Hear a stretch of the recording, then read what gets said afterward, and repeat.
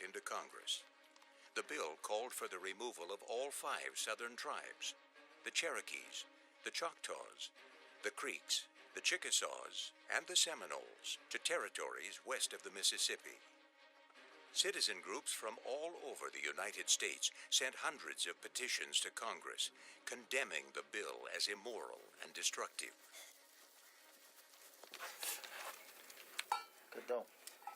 To jest anielski dari uci. Как skinaniwe? Igada ani chuja anielski dorge gatinana dahi andeha. Skin gundu. Chili skesni. Skin gundu. In May of 1830, the Indian Removal Act passed in the House by only 5 votes. Days later, President Jackson signed it into law. The bill stated that the United States would not violate any prior treaty of any tribe. Chief John Ross and Cherokee leaders took steps to uphold their guaranteed rights. The Cherokee would now fight removal by taking their case to the Supreme Court of the United States. It was a landmark case that was to define Indian sovereignty for centuries to come. Worcester versus the state of Georgia. In March of 1832, Chief Justice John Marshall delivered the majority opinion. The Cherokee Nation is a distinct community, occupying its own territories with boundaries accurately described, in which the laws of Georgia can have no force.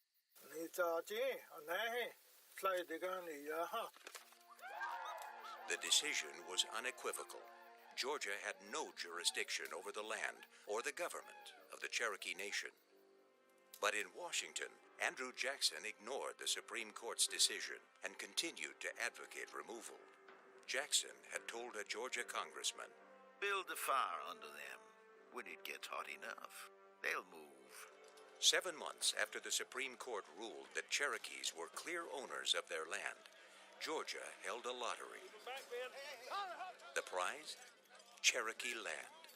Thousands signed up.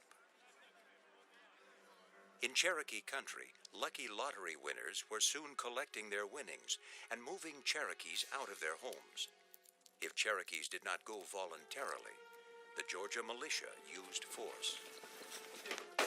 You Indians, get out of here! Get out of here! Get out of here! Get out of here! Many Cherokee families found themselves homeless in their own country.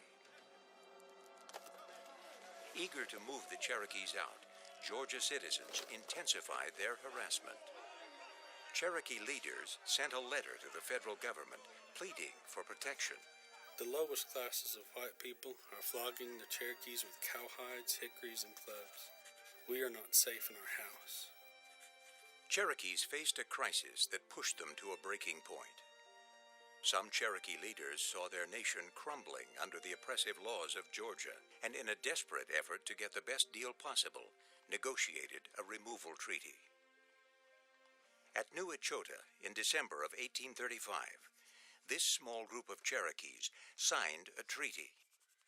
In their eyes, they did it to save their nation, but with 90% of Cherokees strongly opposed to removal, they did it in violation of Cherokee Nation law.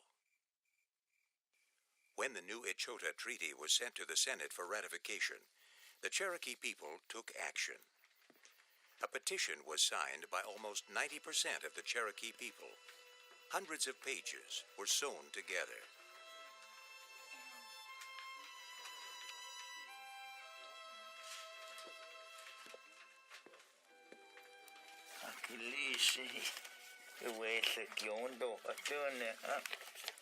Edudu, hida gohweli, atio hihi, mikada, dudoe.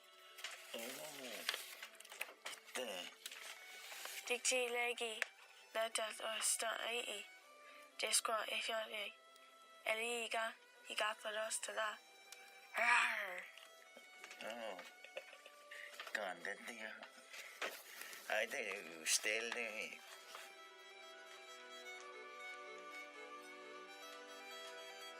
The petition was taken to Congress by Cherokee Chief John Ross. Ako huel sitedo huelisko. Näköjään lois taas. Kegata hissi. Bedonha. Tämä vaan taas utskeet jeelonas. Dego velan dega doing. The Cherokee Nation had won their case in the Supreme Court.